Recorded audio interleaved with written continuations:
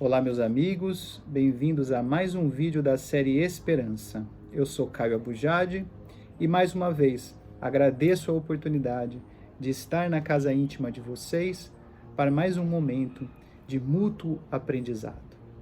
Lembrando que os vídeos novos saem todas as quartas e domingos e que juntos estamos construindo um raciocínio de desenvolvimento e de entendimento de como funciona esse processo de crescimento, de amadurecimento e de evolução de nós, de todos nós, né? Todos os seres humanos deste planeta. Bom, resolvemos por melhor dividir os vídeos em ciclos, né? Já foram 3 ciclos, este seria o 3º ciclo, mas resolvemos por melhor nomear o primeiro ciclo, que foi um ciclo introdutório, como uma primeira etapa, em que foram apresentados 7 vídeos introdutórios. E resolvemos nomear esta segunda fase como uma segunda etapa. E o primeiro ciclo dessa segunda etapa, falamos sobre o eu. Foram 7 vídeos que falavam sobre o autoconhecimento, sobre o autoentendimento, sobre a saúde mental, né? Sobre como estabelecermos uma harmonia dentro de nós mesmos para melhor nos relacionarmos com o ambiente. Neste segundo ciclo, desta segunda etapa, estamos no segundo vídeo e estamos falando sobre o ambiente. Esta escola que nos burila, que nos coloca em aprendizado, que nos dá todos os estímulos que necessitamos para amadurecermos. Entendendo melhor o ambiente, conseguiremos entender melhor este material pedagógico que nos é colocado. Lembrando que na aula passada estávamos falando sobre o universo e sobre como ele se forma, né? Sobre como funciona o desenvolvimento arquitetônico de todos esses seres que criam, gerenciados, dirigidos pelo nosso Pai Maior, por Deus, né? Então, o universo ele é criado basicamente por um fluido que nós chamamos de fluido cósmico universal, e esses arquitetos universais, com o poder da voz divina, vão transformando esse fluido cósmico em matéria, em energia e em seres vivos, em espíritos, em almas, né? E estes seres e estas energias, estas matérias, eles se relacionam entre si. E eles se relacionam por uma relação de afinidade. Eles se aproximam por afinidade. De acordo com a necessidade de cada ser criado pelo Pai, se afinizam com determinadas energias, se afinizam com determinada matéria, para que haja este crescimento. Então, é esta afinidade que aproxima os planetas, que aproxima as galáxias, que divide tudo, né? E que harmoniza. Cada planeta criado é uma região de afinidade material, energética e espiritual. E esta afinidade é tudo o que precisamos dentro desse planeta para amadurecermos os seres espirituais que lá habitam, em diferentes graus de desenvolvimento. Vimos também que somos considerados como bebês, como crianças, e fizemos-nos entender a importância ainda de nos desenvolvermos e entendermos as leis morais que representam as leis universais.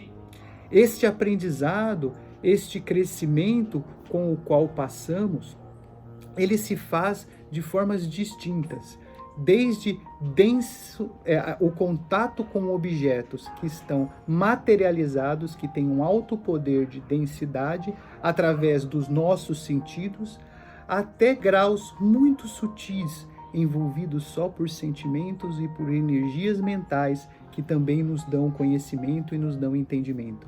Então, essa confluência entre o aprendizado com a matéria densa e o aprendizado com fluidos de pensamento e energia é que nos vão dando todo o aparato necessário para que cresçamos. E ele funciona como um burilamento, né? Ele vai nos fazendo crescer, nos fazendo amadurecer, muitas vezes pelas experiências boas e positivas e outras vezes pelas experiências dolorosas e sofredoras. Então, nesse planeta, que é o planeta Terra, nós temos todas as condições necessárias para que nós, seres humanos que habitamos aqui, possamos crescer. E essas necessidades, elas vão variando de acordo com os séculos, de acordo com os milênios, de acordo com as décadas e de acordo com os anos. Dependendo do padrão mental, do padrão energético e do padrão moral dos habitantes no planeta, vão ocorrendo necessidades diferentes de experiências. E aí, essas experiências, elas vêm através da natureza. Tanto para que nós possamos aprender o que a natureza nos traz, como para que possamos experimentar o que acontece na natureza. Então, todas as ciências conseguem, estudando a natureza, todas as religiões conseguem, estudando as manifestações, ter ideia de mais ou menos como as coisas vão funcionando. Então, o ser humano, por exemplo, a ciência tem um raciocínio evolucionista. Os espiritistas conseguem entender bem essa evolução naquele livro A Caminho da Luz. Os evangélicos e os católicos conseguem entender bem essa questão de como funciona o amadurecimento do ser humano pela Bíblia Sagrada, mostrando no Velho Testamento pessoas que ainda estavam em graus mais imaturos, se relacionando com Deus e tendo um contato íntimo com Deus, mas ainda apresentando dificuldades, que vão se amadurecendo e crescendo desde a Gênese até o final no Apocalipse. E mostrando como arcabouço, né, como modelo de perfeição, aonde precisamos chegar, Jesus Cristo sendo um modelo de comportamento, um modelo de moralidade, um modelo de estabilidade harmônica, para que possamos nos exemplificar, para que possa mostrar para a gente qual é o caminho aonde que nós precisamos chegar, qual é o modelo perfeito, né? Então, este planeta ele foi todo moldado através das afinidades energéticas que temos às nossas necessidades, né? Então, como a água e o sol, elas se uniram criando a vida, né? A água que é a representação mais próxima do que temos do fluido cósmico, né? Por isso que quando a gente toma banho, a gente sente aquele alívio, né? Por isso que quando tomamos água, a gente se alimenta, né? Sem a água não há vida, né? E o sol, essa representação da luz que tudo ilumina igual para todo mundo e que alimenta a vida na Terra. Então, toda essa harmonia que foi criada, ela é o nosso material pedagógico. As ciências estudam isso para que a gente aprenda sobre como funcionam os pormenores, até no biomolecular lá embaixo. Mas também, além desse conhecimento, nós experimentamos a experiência. Quando caminhamos num bosque, quando nadamos no mar, né? Quando entramos em contato com o alimento que entra na nossa boca, com o abraço, com o carinho que damos no nosso bichinho de estimação, com o carinho com que temos um para com o outro dentro da humanidade, todas essas experiências, elas vão nos dando esse aprendizado para a gente aprender o que é harmônico do que é desarmônico. Mas o ser humano ainda vem necessitando muito dos aprendizados pela dor, pelo sofrimento, porque ainda nos enraizamos muito no nosso personalismo, no nosso eu. Dentro do planeta Terra, a gente tem vários sublocais, né? É como se o planeta Terra fosse uma casa e cada país fosse um local da casa, né? Então, tem o banheiro, tem a sala de estar, tem a cozinha, tem o quarto, aonde a gente repousa, né? Tem a varanda, tem diferentes locais. O Brasil é como se fosse o coração desta casa. O Brasil é como se fosse a sala de estar. É o lugar onde a gente vai receber as pessoas, onde nós vamos receber muito bem as pessoas, ou pelo menos deveríamos receber muito bem as pessoas. Porque o povo brasileiro, ele foi estrategicamente conformado neste local para ser um povo afetivo, para ser um povo evangelizado dentro dos preceitos naturais. Eu sei que hoje em dia a gente não consegue enxergar muito isso nas notícias, mas o coração do brasileiro, ele vem sendo trabalhado ao longo do tempo para um dia ele possa assumir esta posição afetiva. Nós já somos conhecidos no mundo inteiro como um povo alegre, como um povo feliz, como um povo que bem acolhe. Vocês podem ter contato com qualquer estrangeiro quando eles falam dos brasileiros, tirando essa parte agora que a gente tem, né, dos prejuízos causados pelas injustiças e pela corrupção, mas nós somos considerados um país afetivo, um país carinhoso, um país do abraço, um país muito miscigenado. E isso tem relação muito com o nosso passado. Nós somos criados à base de 3 povos.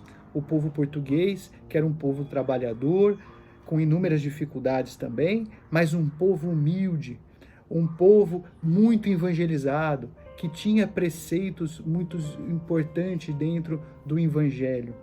E esse povo abdica, muitas das pessoas que saíram de Portugal para vir para o Brasil abdicaram da civilização mais madura para vir para um ambiente cru, para um ambiente muito natural, ainda não civilizado, para construir um novo ambiente. Então, esta humildade daquelas que têm o conhecimento para trazerem para cá e trabalharem aqui, reconstruírem, mesmo que seja motivado por uma questão de riqueza, precisa-se de muita coragem e de muita humildade para abdicar, muitas vezes, daquilo que tem de bom, né, local civilizado, por um local mais natural e mais primitivo.